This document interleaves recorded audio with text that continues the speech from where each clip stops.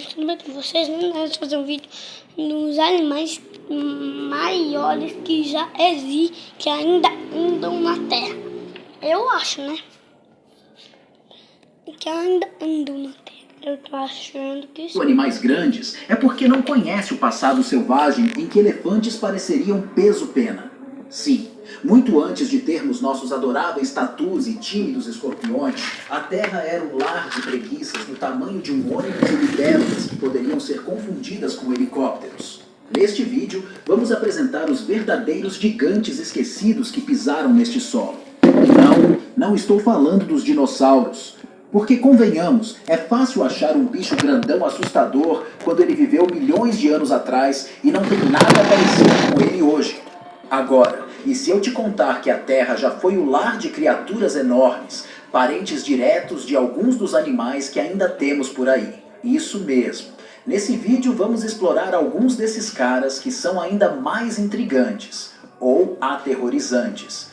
Justamente porque tem muitos menores convivendo com a gente até hoje. Sim, você nunca mais vai olhar para o seu escorpião de jardim da mesma maneira. Arthropleura. Imagine um milípede daqueles que você encontra no jardim e mal chega a assustar. Agora multiplica por 100 e coloca isso na sua sala de estar. Parabéns, você acaba de invocar a Arthropleura.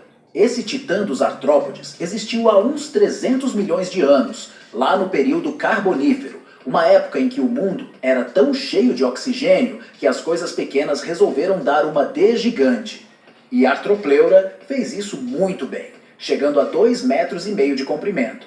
Isso mesmo, ela era basicamente a mãe de todas as centopeias da história. E por mais estranho que pareça, Arthropleura era vegetariana. Pois é. Apesar do tamanho e do visual estilo tanque de guerra, ela preferia folhinhas, troncos podres e aquele cardápio bem natureba. Mas quem disse que ela precisava de presas afiadas? Só de existir, Arthropleura já assustava. Com seu corpo segmentado e uma carapaça que parecia saída de um pesadelo steampunk, ela era uma verdadeira fortaleza ambulante. A razão de Arthropleura ser tão grande? Podemos culpar o oxigênio.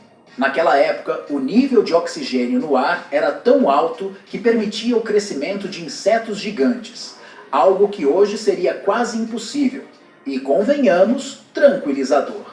Além disso, sem predadores no caminho, essa milípede master reinava nas florestas sem nenhuma pressão para diminuir de tamanho. Bom, na próxima vez que você vir um milípede se arrastando lentamente pela calçada, lembre-se, ele pode parecer inofensivo agora, mas no passado já teve um primo distante que poderia te encarar de igual para igual. Quem sabe se não foi a Arthropleura que deu início àquele antigo medo de bichos rastejantes gigantes? Aposto que sim. Titanoboa. Se cobras já te dão arrepios, prepare-se, porque essa era o verdadeiro pesadelo das florestas tropicais. Com impressionantes 13 metros de comprimento, o equivalente a um ônibus escolar, e pesando mais de 1 tonelada, a Titanoboa era, sem sombra de dúvida, a rainha das serpentes. Se você acha uma Python moderna impressionante, saiba que ao lado dessa cobra gigante, ela pareceria uma simples cordinha de pular. A Titanoboa viveu há cerca de 60 milhões de anos, logo depois que os dinossauros saíram de cena e a Terra entrou em uma fase um pouco mais calma, ou pelo menos era o que os outros animais achavam, porque lá nos pântanos da antiga América do Sul, essa serpente monstro estava de olho em qualquer criatura grande o suficiente para saciar sua fome, crocodilos, tartarugas gigantes e, quem sabe, qualquer outro pobre coitado que se aventurasse perto demais. E aí vem o detalhe curioso.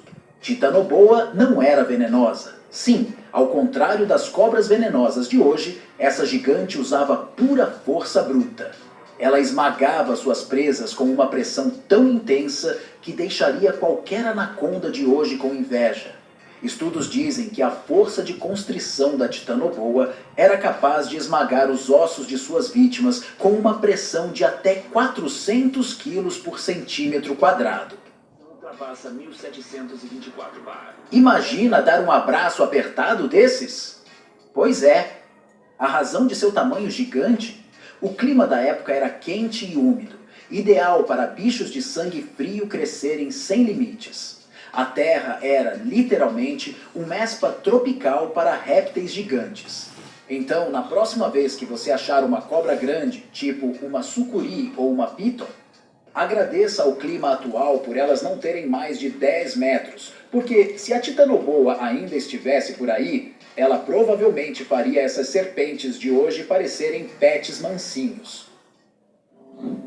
Megalodon. Se o tubarão branco de hoje já te faz pensar 2 vezes antes de dar um mergulho, imagine encarar o bisavô dele, que media uns 18 metros de comprimento e tinha dentes do tamanho da sua mão. Exatamente. Esse pequeno tubarão pré-histórico era, sem exagero, o maior predador que já nadou nos oceanos. Um verdadeiro rei dos mares que deixaria até o mais feroz dos grandes brancos com medo de ser lanche. Meg, para os íntimos, viveu há cerca de 23 a 3 milhões de anos, reinando absoluto nos oceanos e fazendo lanches rápidos de baleias e qualquer coisa grande o suficiente para caber em sua boca. O que não era difícil, já que essa boca poderia engolir um carro pequeno inteiro, com motorista e tudo. Seus dentes, que chegavam a 18 centímetros, pareciam lâminas de guilhotina, afiadas e prontas para despedaçar qualquer desafortunado que cruzasse seu caminho. E o mais assustador? O megalodon tinha uma força de mordida de quase 20 toneladas, o que basicamente significa que ele podia esmagar ossos como quem quebra um biscoito. Para efeito de comparação, o tubarão branco atual tem uma força de mordida de, abre aspas, só 1 tonelada. Ou seja, o megalodon estava em outro nível quando o assunto era levar um lanchinho. E seus dentes, com suas pontas serrilhadas, garantiam que ele mastigava qualquer coisa que ousasse resistir.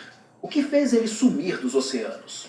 Bom, dizem que o clima foi ficando mais frio e o estoque de baleias foi se esgotando, deixando o nosso grandalhão com uma conta de comida alta demais para sustentar. Sem lanche à vista, o megalodon acabou extinto, deixando os tubarões de hoje com um legado e um alívio. Eles nunca vão ter que competir com ele. Paraceratherium. Apresento 4 elefantes africanos empilhados.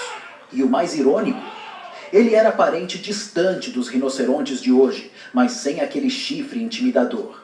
Ele realmente não precisava. O Paraceratherium viveu entre cava aquele pescoço comprido para pegar as folhas das árvores, como uma girafa, só que sem a classe. Imagina um rinoceronte misturado com uma girafa e o porte de um caminhão. Pronto, temos o Paraceratherium. Apesar de seu tamanho, o Paraceratherium não tinha grandes ameaças de predadores naturais, graças a seu porte colossal. Porém, ele era vulnerável às mudanças climáticas e ambientais, especialmente quando as florestas começaram a desaparecer e as pradarias áridas tomaram seu lugar. Isso reduziu drasticamente seu acesso a fontes de alimento, contribuindo para sua extinção. Sarcosuchus. Se você acha que crocodilos de hoje são assustadores, deixa eu te apresentar os Sarcosuchus. Com aproximadamente 12 metros de comprimento e mais de 8 toneladas, ele era um verdadeiro monstro do período Cretáceo, há cerca de 110 milhões de anos. Imagine um crocodilo atual, multiplique por 2 e adicione uma dose de absolutamente apavorante. Esse era o Sarcosuchus. Para colocar em perspectiva, ele era praticamente do tamanho de um ônibus escolar e tinha uma mandíbula com mais de 100 dentes, e não aqueles dentinhos que você vê nos crocodilos modernos, mas dentes longos e ligeiramente arredondados, perfeitos para esmagar. Ele podia se alimentar de peixes grandes, claro, mas muitos paleontólogos acreditam que ele também dava uma variada no cardápio, pegando dinossauros desprevenidos que chegassem perto demais da água. Afinal, por que se contentar com um peixe quando você pode pegar um bifinho de dinossauro? Outro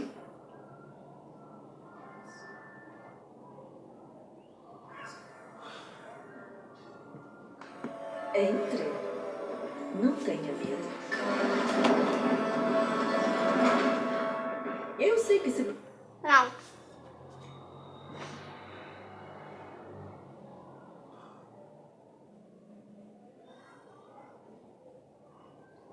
Vai, não!